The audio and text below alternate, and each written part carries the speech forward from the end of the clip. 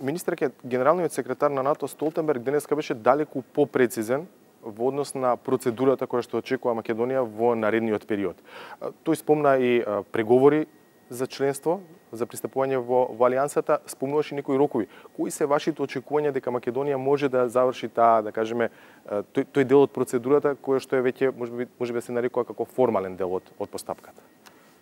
Големата одлука или големата порака која што ја упати денеска генералниот секретар е дека во јули месец на овој самит на НАТО во Брисел можеме да очекуваме да се исправи неправдата од 2008 година. Тоа што не успеавме да го добиеме во 2008 во Букурешт, поканата за НАТО, ќе ја добиеме во јули во Брисел.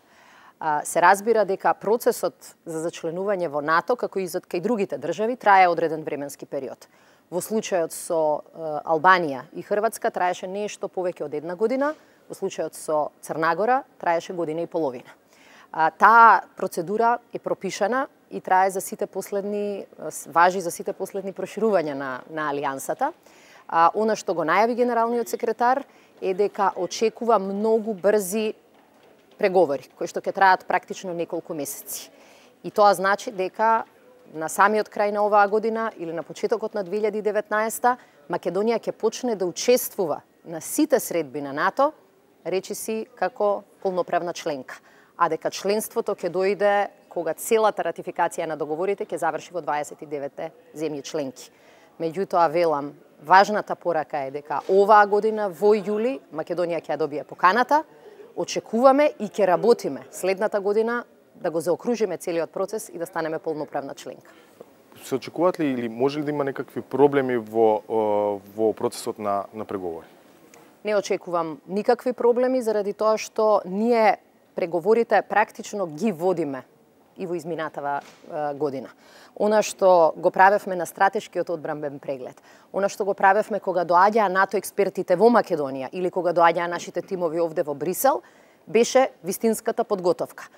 Еден дел од обврските кои што ги превземавме и предходно, ќе треба да ги реализираме во следните неколку месеци, меѓутоа и според зборовите на представниците на НАТО, ниту тие, ниту ние очекуваме некакви проблеми. Она што политички ќе биде важно во овој период е се разбира да имаме успешен референдум, успешен процес на уставни измени, за да сите земји членки потоа го ратификуваат договорот за членство во НАТО. Ако работите кај НАТО се почисти, во делот на Европска унија се малку покомплицирани. Премиерот толкува дека Македонија има добиено датум. Точно во заклучоците дека се споменува јуни 2019, но исто така се споменува и потребата од нов извештај на комисијата и од нова одлука на Советот на Унијата. Македонија и пред да дојде извештајот на Европската комисија многу јасно кажа дека домашните реформи кои што ги спомнува Европската унија, правосудство, реформи во администрацијата, реформи во разузнавачките служби и системот на прислушкување, медиумите и така натаму, сите тие реформи пред се им ги должиме на своите граѓани. Кога Европската унија ќе излезе со очекувањето дека во Македонија мора да има пресуди за случаите на криминал и корупција, ние знаеме дека тоа уште повеќе го посакуваат нашите граѓани, а не само Европската унија. Така што сметам дека тоа ќе биде само подкрепа и поттик за фокусирање на оние реформи кои што треба да ги продолжиме. И дека тоа ќе биде на некој начин не притисок, меѓутоа исто така поддршка на парламентот, на судството, на владата да продолжат и да го испорачаат на граѓаните тоа што им го ветиле и тоа за што се платени. А тоа е одговорност, политичка, кривична, за сите злоупотреби, реална борба против криминалот и корупцијата и се разбира подобрување на другите области кои што се важни за граѓаните, важни се и за ЕУ.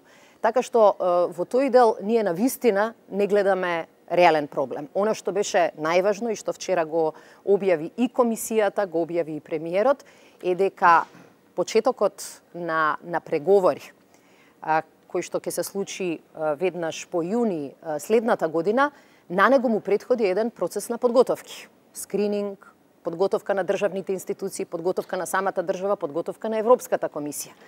Комисијата најави дека очекуваат скринингот да почне во средината на јули. Тоа е најдобар доказ дека овој процес нема да се одоговлекува.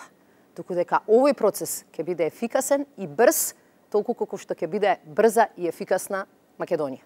Дали Македонија не е жртва на инсистирањето на одредени кругови во Европската унија, во Европската комисија, земјата дојде заедно во пакет со Албанија и заради тоа добивме ваков тип на заклучоци? Мислам дека е тешко да се префрла дебатата на поле на полувистини и полушпекулации. Она што е точно е дека во период кога Европската унија се соочува со големи дилеми и различни позиции во поглед на некои суштински прашања, од типот на продлабочување на унијата, од типот на финансиските и монетарни унии, од тип на битката против мигрантите, во таква ситуација мали држави како Македонија знаат да бидат поставени меѓу чеканот и наковалната. Фокусот е на други теми, големите несогласувања се на други теми, но потешко им е на земјите членки да постигнат договор по прашањата како што е проширувањето. И тоа имаше одредено влијание. Вие ги чувте изјавите, особено од Франција, кои што доаѓа, дека не се противат на проширувањето, не се противат на Македонија, немаат забелешки во поглед на подготвеноста на Македонија, но сметаат дека Унијата прво треба да си ја заврши дел од домашната задача пред повеќе да ги отвори вратите кон други земји членки. Знаете како, носењето одлуки во светот не е фер секогаш. И малите држави затоа не смеат да ги испуштат историските шанси тогаш кога ќе им бидат ставени пред нив. Тоа се однесуваше 2008 за НАТО, ја испуштивме таа шанса. Тоа се однесуваше од 2009 на ЕУ, ја испуштивме таа шанса. 2018 година ни даде можност повторно да ги отвориме вратите на НАТО и на Европската унија за Македонија и нејзините граѓани. Оваа историска шанса нема да ја испуштиме. Го споменавте скринингот и преговорите за членство со Европската унија. Имаме ли подготвена администрација во Македонија за овој процес?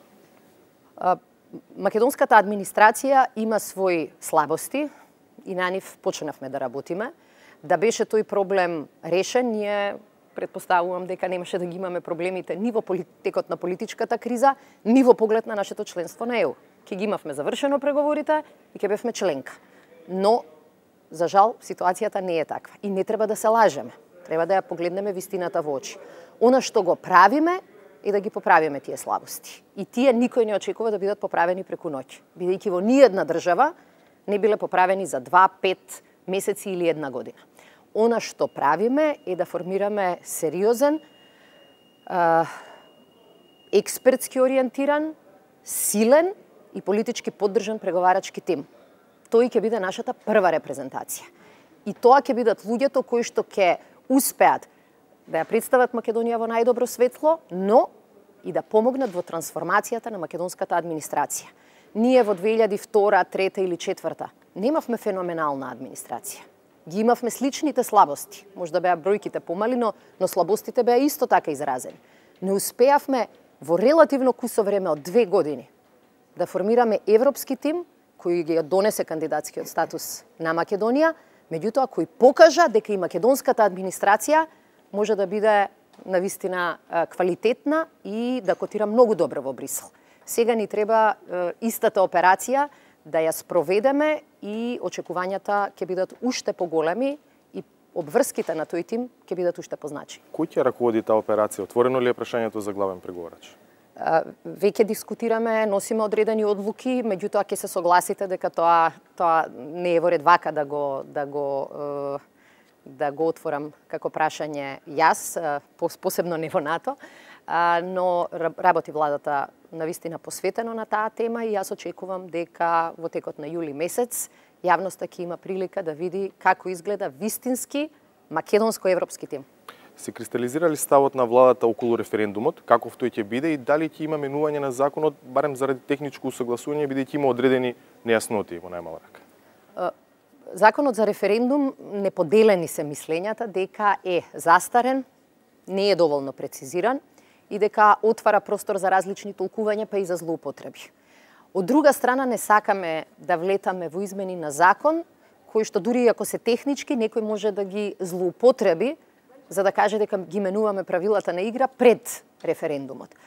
Ќе одиме на измени на законот за референдум исклучиво ако се откријат теми или прашања кои што мора да се прецизираат. Законот за референдум дава одредена можност, бидејќи вели дека за сите прашања кои не се регулирани во Законот за референдум, треба да се искористат решенијата од изборниот закон, така што еден тим и во Министерството за правда и во владата работи на разгледување на овие предизвици. Многу е важно собранието час поскоро да избере Државната изборна комисија и практично да имаме и официјална институција која ќе си го земе на себе гајлето да организира референдум. Што ако опозицијата го бойкотира референдумот, веќе има најави од ВМРО ДПМН од одредени претеници дека нема да гласаат за вакво нешто, бидејќи тоа според нив е противуставно. Има ли план Б владата во случај ако не успее референдумот? Ке апелираме и до опозицијата и апелираме и до граѓаните на Република Македонија дека нашава држава не сме да си дозволи да ја испушти оваа историска шанса. За неа говореше денеска и генералниот секретар на НАТО. Видовме колкава цена плаќаме како држава поради пропуштената шанса во 2008 година. Видовме колку тоа не чинеше и во поглед на политичка криза, и во поглед на секакви внатрешни, демократски, медиумски, правосудни проблеми. 2018 означува една декада по ветото од 2008 година во Букурешт. За 10 години Македонија го изгуби чекорот со речиси сите земји во регионот, и во поглед на НАТО, и во поглед на Европската Унија. Историска е одговорноста да не дозволиме тоа повторно да се случи. Историска е одговорноста и на овие партии, партиите во опозиција, ВМРО, ДПМН и сите други, да не придонесат Македонија повторно да биде губитник во овој процес. И тоа ќе биде апелот и до македонските граѓани. Да искористат шансата и да не дозволат после 10 години да сме на истово место, но со многу поголема листа на сериозни проблеми. Благодарам.